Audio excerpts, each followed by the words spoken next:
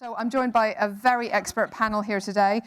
Starting from the far end, we have Glenn Brace from Climax Studios. We then have Tessa Mapp from Aardman Animation.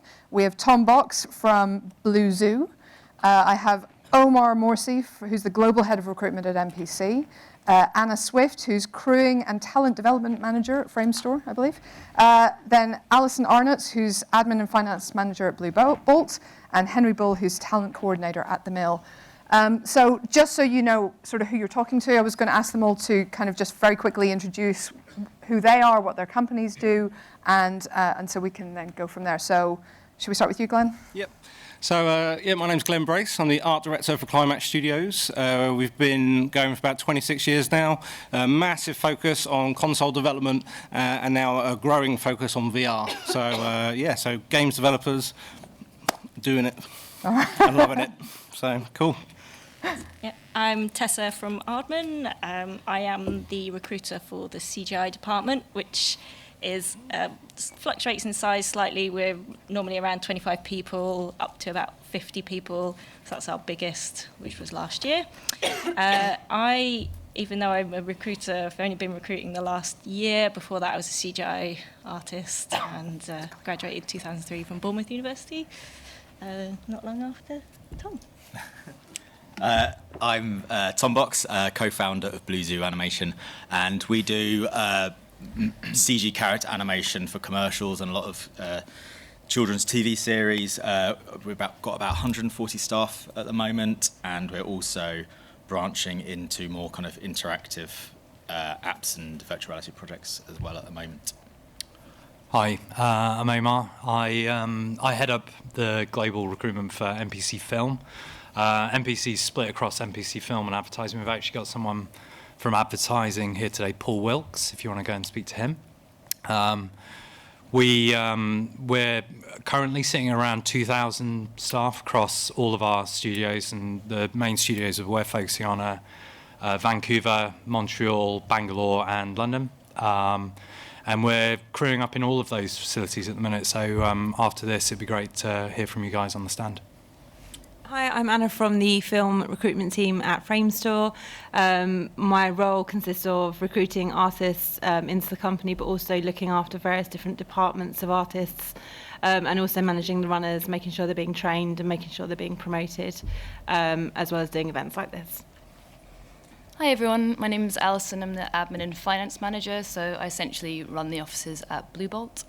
We're one of London's boutique facilities. We work on feature film and TV broadcast. We've been going for about 6 years now, so we're pretty settled in the London scene. And we're about 40 people, upwards of about 60 when we're really busy. Hey, my name's Henry. I'm from The Mill. I'm talent coordinator there, so my role is I oversee all the kind of junior artists, production staff, etc., and help them with their career development, as well as bringing new talent into the studio in London, as well as our studios in LA, Chicago, and New York. Hi. Hello all. Okay, so I am going to try and have a bit of discussion at some point, but this might be something that you all need to answer individually, because as a sort of starting point, I wanted to ask what kind of educational background or what kind of qualifications does someone need to have for an entry-level job where you are? What are you looking for? And that might be one by one again, I'm afraid. Yeah, sorry, you're on the end. You know. Okay. Yeah, so obviously it's always good to have a degree, or I must say even HND. We still favour those because they're very practical. It's because it shows development. You see a creative process when people come out of that course, so that is good to see. But saying that, I will judge a person based on their artwork and their portfolio. I've had some CVs come through where their passion alone has driven them, and they've been amazing. And I would happily hire those people as well. So, there's two routes, isn't there? There's the courses, and then there's people with the natural talent and the passion that drive it through. We're open. At the end of the day, I think it really does boil down to showing the core skills, showing your ability to develop a concept and visually communicate those artistic ideas. That's the real key, no matter what course you've been on. Yeah, similar-ish. We look at show reels, so obviously, it's the quality we're looking for. It's got to be of a professional standard. We mostly work on commercials, which means that it's a short-term project, so between 8 and 12 weeks, typically. We normally have sort of 4 or 5 commercials running at any one point. But that means if we take someone who is a junior or a graduate, they've got to hit the ground running. We might take a modeler or something for 2 weeks. So it wouldn't be fair for a graduate to do that kind of role at Aardman because it's just too much to expect. We also have pretty strict sort of overtime rules at Aardman, as in there isn't really any overtime. Everyone just works their hours, which means, yeah, it's quite a nice place to work, but it means that generally we look for mid-level. So entry-level people, we really want to see really high quality on a showreel. So that's sort of it doesn't really matter what educational background you have as long as the work is of that professional standard. I think some of the answers might be similar. Yeah. But for us, we look at the showreel first, and then if it's a fantastic showreel, we'll look at the CV just to see what they've been doing more than anything. Not often to get to the bottom of the CV to see what letters they've got after the name. As long as their showreel's good, that's all that matters to us. Cool. Yeah, likewise, it's all about the reel for us. We've got a pretty high bar in terms of the kind of standard of the work that we look for. In terms of schools and universities, we don't necessarily look for those things, but we're constantly attending roadshows and events at schools, and there are we've got a list basically really of the top tier places that are kicking out the best students, but that's not to say that we only look at those people. Really, it's about raw talent. So.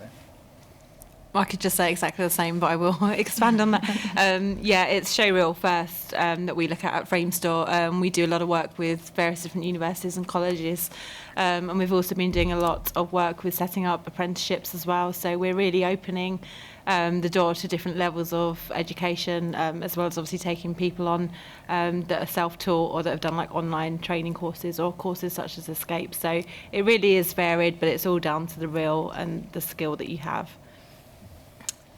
Yeah, without repeating everything else that's been said, I'd say, you get a really fantastic grounding if you do a visual effects course before you start applying for junior positions. And I think that would stand you in really good stead. That said, we do have people who don't have visual effects backgrounds. We have a couple of architects on the company at the moment who have come from that kind of background. And there's a lot of very crossover skills in that kind of industry, I think. But yeah, showreel, we do look at CVs as well, so I think that's still a key part of our application process, see where you've been, see what kind of skill set you have, but all about the showreel, yeah. Ditto. No. It is, yeah, it's about the reel, it's about having a really lovely reel to kind of show us what you do, and it's just kind of breaking it down the way of we understand what you want to do in the future. You don't have to create these amazing, massive shots that we're creating in our studios. It's about breaking it down, bringing it back down to the ground level and going, this is what I do, I know I have to build on it. When it comes to your kind of academic background, for sure it's really nice to have a strong university on there. But I think away from artistry, kind of like artist roles, looking at production, etc. like that, quite a few of our kind of producers that are in the studio, if there's any budding producers out here, they can go to university or they went to unknown places. For those, it's about kind of providing a good CV that explains why you are very organised, why you can communicate with people effectively, etc. So it's kind of looking outside the box as well. And then it comes down to the person as well, going right back to the beginning, it's about passion. If you meet someone and their skills are, it's actually if they're just really buzzing to get into the industry, you really should give those people a go as well, because usually they make some of the best artists because they just work so hard. So it's a bit roundabout route, sorry. Yeah, that was good. That raises a couple of questions. So first of all, I want to ask you all, and I don't want this to go in a line because that'll get incredibly boring very fast. What is a great showreel? What makes the great showreel, and what are the sort of the key things that people get right or wrong in their showreels that you have come across?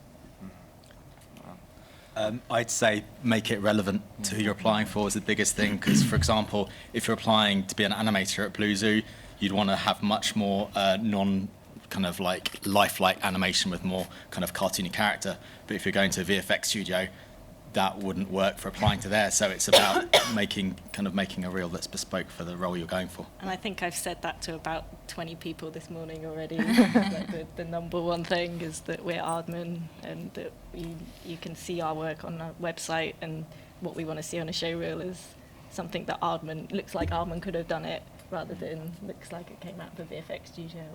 Yeah, that definitely works for us. I mean, we're predominantly an environment house, so if you send a show reel with lots of character animation, that's fantastic, but you won't really have a place in Blue Bolt, unfortunately. I think it's really important to show clear breakdowns of what you've done as well, particularly when you've worked in groups, or if you've shared sequences with other people, or even on test shots you've done yourself. If you've animated something but you didn't build the rig, that's fine, just show that you've done the animation, just because it's really clear for us to see exactly what you've done and exactly how you would fit into a company like Framestore. So clear breakdowns are really good. Yeah, I'd say just don't worry about the delivery too much either. So cut really, really finely to the music or whatever like that. Don't worry about it. A large percentage of people just chuck it on mute. So don't worry about those type of things. Just show us your work and show us why you're proud of that and the kind of steps that you've taken, really. The best work first. Yeah, always, yeah. I think people think, it's hard to tell the difference, but actually it tells us a lot about you, what you think is best, you put at the front, and that tells us what you think is best, and that tells us loads. I'd also say, if you're unsure of whether to put it in your reel, don't put it in. If it means your show is 20 seconds long, have a 20-second long show reel. Yeah, absolutely. Yeah, because it will put them off, the supervisors hiring, if they see something they don't like. Yeah. How long should it be? Ideally. For me, I don't like more than about a minute or so. It's fine. Yeah, we look anywhere between a minute and 2 minutes is kind of pushing it, really. Yeah, so, 2 minutes max. Yeah. Definitely. It's a funny one in terms of games. A lot of the stuff I get isn't necessarily a reel per se or a movie cut together. Quite often the stuff comes in a website form or a gallery to browse through. But to be honest, all the comments, they still stand. I mean, the only thing I'll just add to, along the lines of what you were saying, was, if you're unsure of anything, don't put it in. I'd go extreme with that, where only put the stuff in that's most relevant to what you can do now. It's better to have a few pieces that really stand out and show good judgment, because say you've got 5 great pieces and then 2 or 3 not so, then it raises question about judgment as an artist. You think, well, if that wasn't there, I would have been blown away. And if I want to see more, we ask for more. And that's what you want. You want us to get in touch with you. So I would totally agree. You need to be really critical and only put the best, most relevant stuff in there. Yeah. Just something else, I've kind of come across recently is students building a portfolio overall, like a website instead. It's just in there, have your reel. But also, through your studies, you've probably done things like life drawing, sculpting, other areas. And by having those on your website shows us that you have a wider array of artistic interest. And it shows us that you can kind of look at things in a different way. Like life drawing, it shows that you understand anatomy and you kind of got an organic sense to your work. And it just shows us that you really enjoy everything rather than just simply 3D modelling or whatever like that, really. So, and just having your whole kind of CV and everything on one site, it's like, cool, we can just go through that. We can send that around the people who are going to be reviewing your work and take it that way. And it shows pride in your work, and it usually looks quite good as well. So, yeah. On the back of that, I'd say make sure it's easily visible as well. So no weird links, make sure it's on Vimeo or YouTube as far as we're concerned, so it's easy to view. So I don't think anyone's mentioned breakdowns yet particularly. I mean, I think it's great to have the finished shot on there, but if you can break it down into layers and really take us through exactly what you've done in the shot, then that allows us to see straight away what your skill set is, and not everybody has the resources to do that necessarily, but even if it's just some text splashed over the top telling us what you've done, that's really useful. A couple of you talked about passion as well. This is the other question that came out of that first intro. And, what you just said about, wider interests and artistic interests might be relevant to that. But how can people convince you that they're passionate? Because it's quite a show great work. Tough thing, Yeah, so it's not about writing this essay of a cover letter, but it's kind of going back to understanding what each of the studios are known for and what they do well.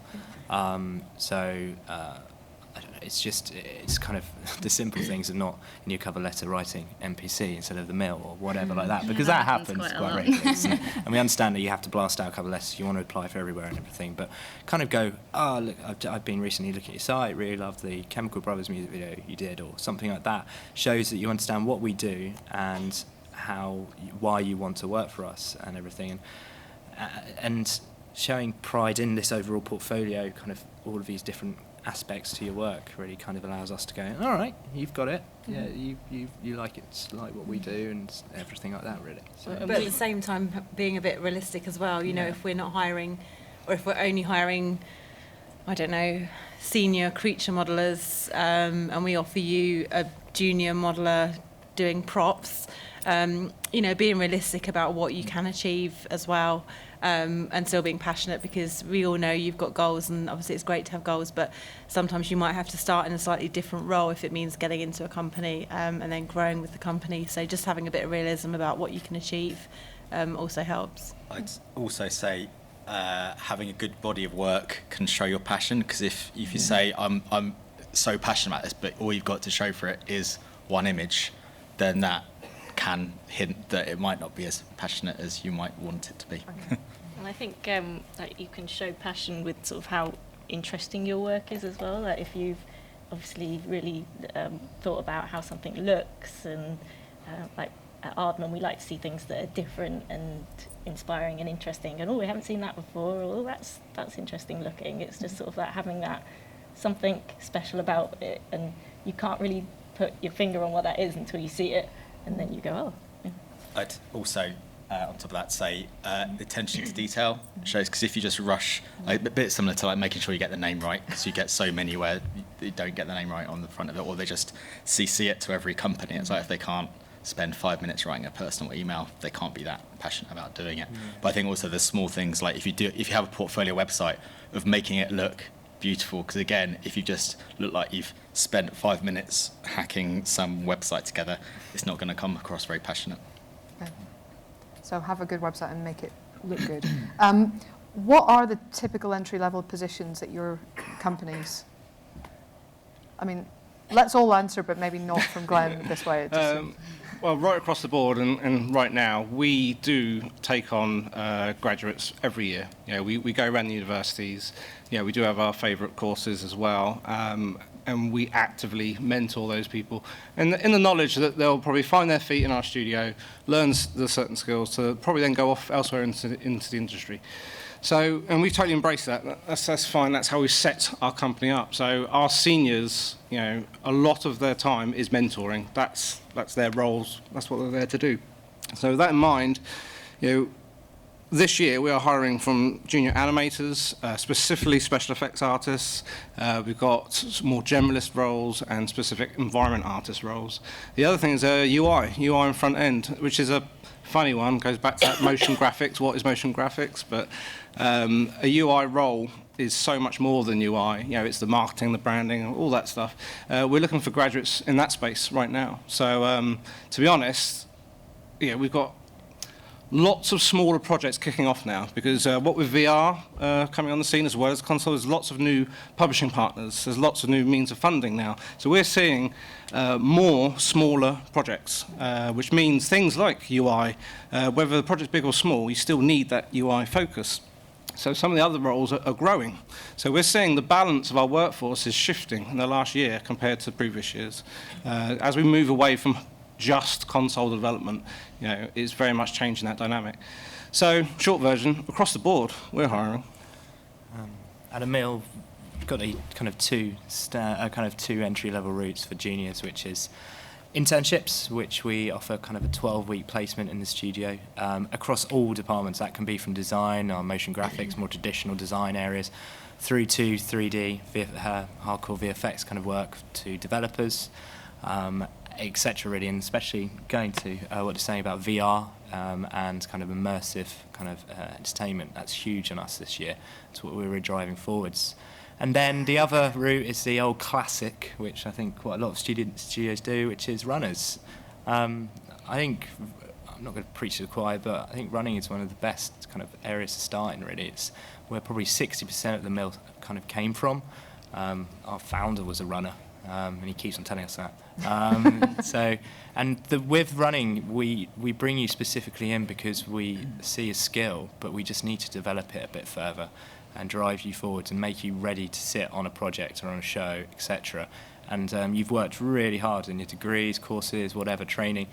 But what we just need to do is just take it that step up. And over kind of 6 months to a year, while helping out in the studio and our client service team, you also then get a lot of face time with our kind of senior artists. You'll get a mentor who will basically watch your every move. And then my job is to also make sure that I am getting you into that position. I'm not going to hire you and let you then just swan off. I'm going to make sure that we're going to have you in an artist position, in a production position, etc. In the future, really. So. That's exactly what we do at Framestore as well. So we hire runners based on the strength of their show reel that just needs a bit of a polish. So all of our runners are trained in paint and roto or tracking, depending on their career aims, being 2D or 3D. So yeah, we hire runners. We have a summer internship that happens every summer for 8 weeks. And then also there's entry-level positions across every single discipline. Obviously that does depend on timing and what films we're working on. A lot of the time we'll only be needing seniors or mids based on the timing of a show. But this year we've hired quite a lot of people across all levels at junior, entry level. So part timing, but the kind of running and paint and roto routes are pretty much stable all the time. For us, MPC, we've got multiple routes. We've got, in Vancouver and Montreal, we run our academies, which is an opportunity for us to help train and develop individuals who may be a little bit rusty, maybe they've got a little bit of experience in the industry, or maybe they're fresh out of university. We do naturally have to gravitate towards a certain quota for Canada, but with the amount of talent that's kind of coming out of there, we naturally are looking at Europe. I'd certainly say, for anybody who is interested in Vancouver and Montreal and those locations, it may be worth going onto our website, having a look, getting in touch with some of the guys for a little bit more information.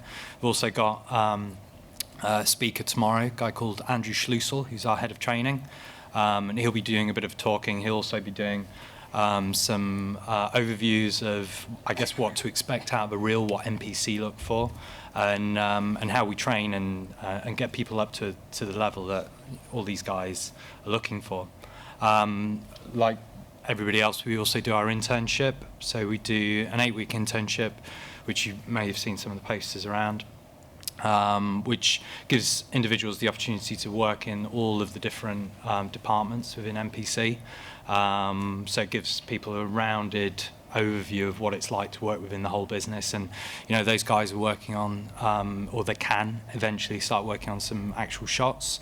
Some of the guys from Bournemouth, actually, that I met when I was there recently, they were really excited and buzzing about it because they're talking about how they've been working on some of the stuff on Goosebumps that we've just done. And then on top of that, we've, from a London perspective, we do take on juniors within assets. I know that Matt Rock was here, and hoping that a few of you would have met with him.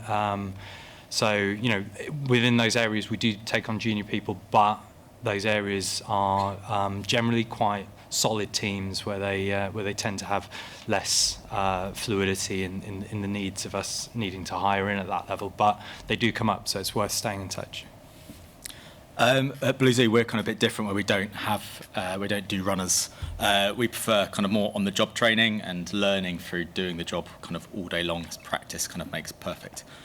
So we have a few similar kind of internships in the summer, which people can apply for, but mainly we have, in all of our projects we always have some roles that are there for graduates, so you can kind of come in directly from after graduating and take on like a junior character animator role, so you can really practice it and become great. Awesome. Yeah, we also are a bit too small to have runners, although we do have a runner at the studio, but the whole studio rather than just CG. So that's not really an entry point for us. But again, we do also do internships. Last year we had 3 interns, and we are definitely looking at expanding that programme, taking more interns this year. although we plan to go through schools rather than opening it up to everyone. So I don't know if could be a problem for some people. And it's generally within your school year, so between your second and third year, or your third and fourth year. And then we do occasionally take juniors. So I did say we don't normally take juniors because most of our work is short-term work. But we had the Google Spotlight story, which we're going to talk about tomorrow. That special delivery was 4 months, and we did take a graduate junior for that. And we also took a graduate for a pipeline developer job. So it's not like we don't take graduates ever. It just depends on our needs at the time, and it just is kind of, we can't really see very far into the future. But for perhaps more of the technical roles, we seem to take graduates more from those particular areas. Okay, cool. Now, I want to throw it open to the audience because typically this is the panel where people have most questions that they want to ask. So we have a lady over here with a microphone who will be coming up. But if anyone has any questions, it would be great to see some hands. I have a light in my eyes. I feel like the Nazis are about to interrogate me. But there's a gentleman here in the second row back from the aisle. For companies like MPC, Framestore, and the Mill, would you say for graduates, would it be more important to be generalised or specialised? That's a good one, isn't it? That's always the question, Always comes yeah. up. At Framestore, we prefer people to be more specialised, just because we have such big departments of crews. The only sort of caveat to that is our environments department, which tends to be a bit more generalist. So we would always prefer to see someone specialise in one particular area. If it's related to another area that's close in the pipeline, like modelling and texturing or rigging and animation, that's cool. But yeah, generally, if you can try and sort of hone in to one area, Framestore kind of prefers that.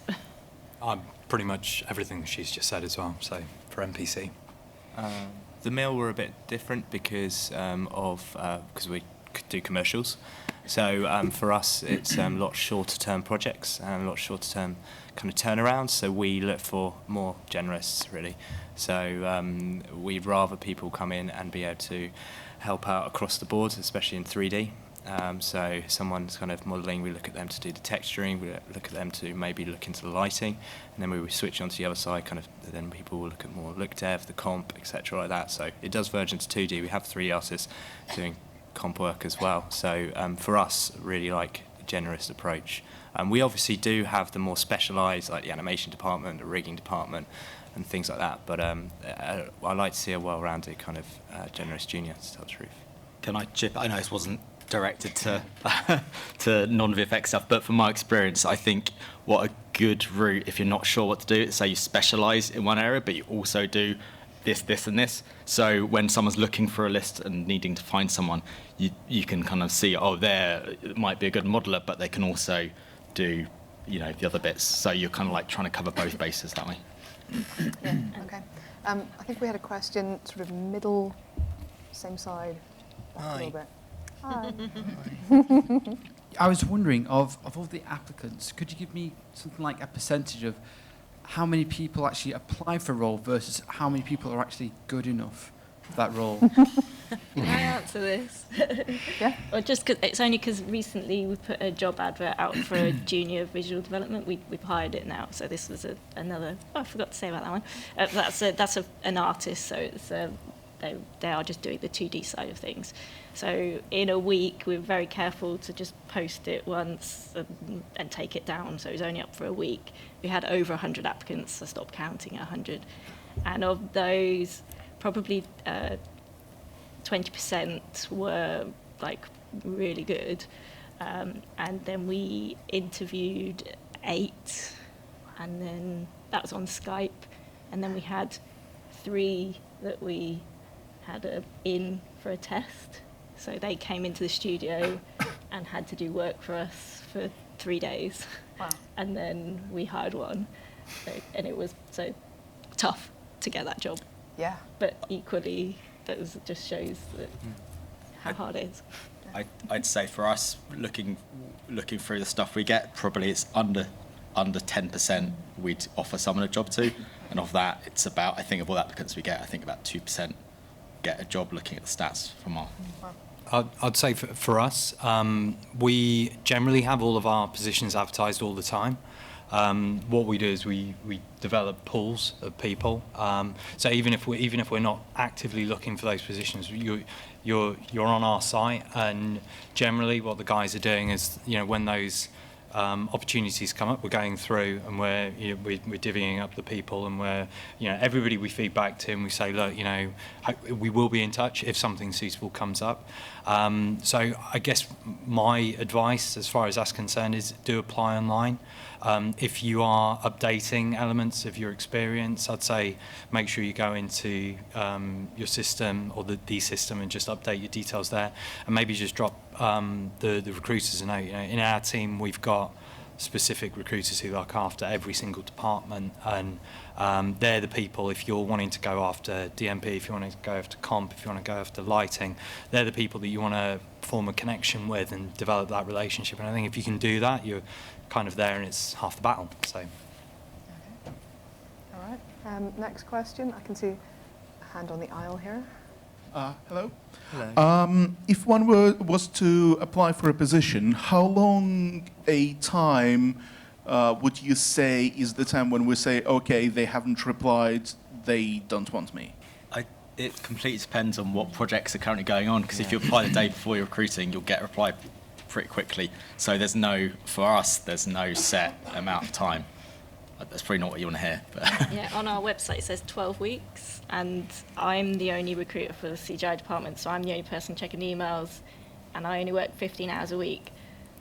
And then we have jobs like that where I get 100 applications, so it's really based on priority, and sometimes I keep every email, and then everyone's always going to end up in our database eventually. It just might take me a while to get back to you. So 12 weeks is the amount that they say on the website, but it could just, if we're super busy, then it could be more like 6 months, which is... I just want to chip in and just say, don't get demotivated by people not responding to you, because people have so many emails. It's not because they don't want to respond, it's just because they don't have time. So, and I asked some of the people in my studio what kind of what it was like when they were job hunting, and they said they sent out 50 emails, maybe got 3 replies, and then got a job from one of those. So just because no one's replying to you doesn't mean it's not getting through. It's just don't have enough time to get back to you. I think that's the modern world, actually. Yeah, it's not you, it's really them. God, I've heard that before. We try to put on our applications when we're recruiting the role for, so we tend to work quite fast. So most positions are immediately, which means, if you haven't heard back in a couple of weeks, it's fairly likely that we've already been interviewing other people. But sometimes we use that word imminently as well, which means we're a bit more open to taking a bit more time to consider people. Yeah, I'd agree with that. With us, we have roles up for the needs at that point. And I think it's reiterating at the mill, for more juniors, we bring them in right from the grassroots and build them up. So when there are roles posted, they're probably more senior roles, and because the crew's size is much smaller compared to maybe NPC, Framestore and stuff, we just need that one person there. And so the role's up, and if the role's gone down, sadly at that point it hasn't been your opportunity. But, and again, I say just don't get deterred by it. It is really hard sometimes. You get a lot of applications. And we'd love to be able to write you all a nice formal letter back going, sorry, because of this reason. But it's just quite tricky sometimes to do it. So. And I'd say use events like this just as an opportunity to get in front of everybody here and say, what could I be doing differently? Make sure that you've got your reel with you. This is your opportunity to get some FaceTime, some live feedback, as opposed to sending an application and it just disappearing into the ether. So, definitely. I'd say networking is almost just as important as your show reel. It's a bit like having a killer product, but then not advertising it on TV. Go to events like this to get yourself known. Do you have a specific age range for your junior positions, or do you recruit people that are still in like college courses to universities? And also, like a question for the senior positions, do you have the same kind of system? Is it specific age, or is it just skill set? No. I think there's laws we on can't that. by No. law. Yeah. You can't by law, and I wouldn't, and I don't No. think anybody else would. It's like you have people changing industries when they're 40 or something like that, and it just comes down to your skill set. That's it. I wouldn't kind of go, you're past it. No, I don't want you. No, it's not like that at all.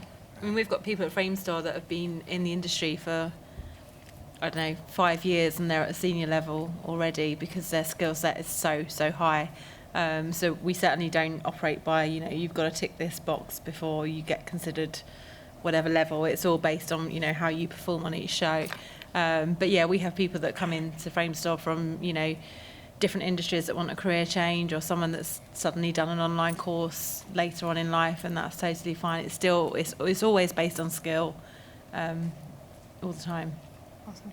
And you mentioned architects before, so there are definitely people who have had completely different professions coming into this. Yeah, definitely. I think it's ultimately an interest in getting into visual effects industry for us. And I have to say, I've met so many really, really talented 17 to 20-year-olds in the last year or so. I'm kind of terrified about the generation that's coming up now. I think everyone older than that should be a bit scared. Okay, that's heartening for all the younger members of the audience. I can see a hand towards the back. I would like to ask the panel, would someone who has a connection with a recruiter have more of advantage over someone who's just applied to your company? Are you going to bribe us? Yeah, what kind of connection? Are you open to that? Beer would be good. Technically being friends on Facebook or something. I don't know. It's useful to be connected with the people, but I wouldn't say we ever hire anyone just because we know them. But, and Aardman's in Bristol, so for us being in Bristol is a big plus because it means we can use people locally. We know if they're available, they can get to us easily, but not just because we know them. It's just because Would I be right in thinking that a personal connection might make you more likely to get advice, but not necessarily more likely to get a job? Yeah. Yeah. It still boils down to the real, and the quality and the how artistic that person is, and depending on what they want to go for. Because we're a smaller company, I think personality for us is definitely important, but that usually would be at the interview stage more than anything, to be honest. So we want someone who's going to fit in with our ethos. And there's another hand up about 3 rows back, possibly 4. I can't really count. This is why I'm not. Hello, I have a question about showreel. Obviously, showreel is the everything, but for example, for FX position like FX 2D, where you have to show simulations, different kind of, what do you expect to see? Because obviously, sometimes it's really hard to simulate or cache something really sophisticated and detailed. Sometimes you, just don't have hardware or specific software to do this. So what are the requirements for these positions? Is it understanding, or what level of quality should be this kind of showreel? I'm talking about FX. I think it's a bit of a weird one. We don't expect to see, final renders of effects work. We're quite happy to see test stuff that you've done. If you've got 5 tests that you've run that might be a bit glitchy, but we can see how you've approached the simulation. That's fine. We don't tend to hire into effects at junior level that often. Normally people come from our tracking team into effects.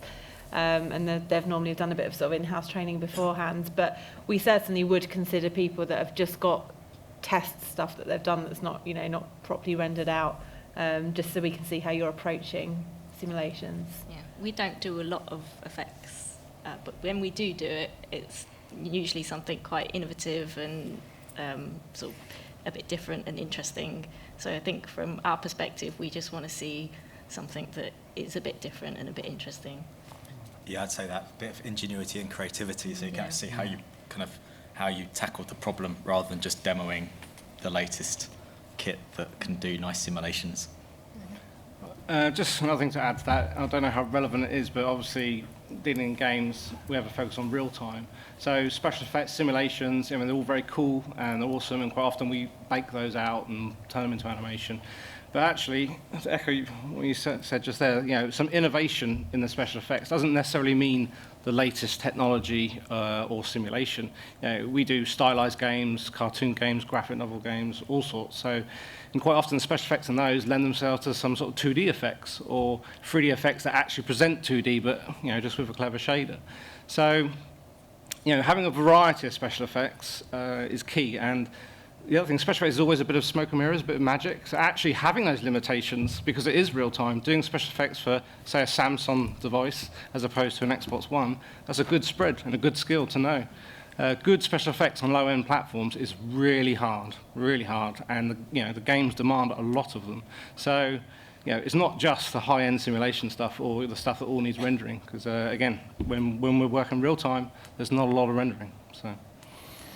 I suppose for us, you know, somebody that's got somebody that can evidence their kind of coding or the technical elements around the FX in the back end is something that we would look for. But again, like Framestore, you know, we tend to not hire in at junior level as far as FX is concerned. And it is one of the kind of more challenging areas as far as NPC is concerned to get into.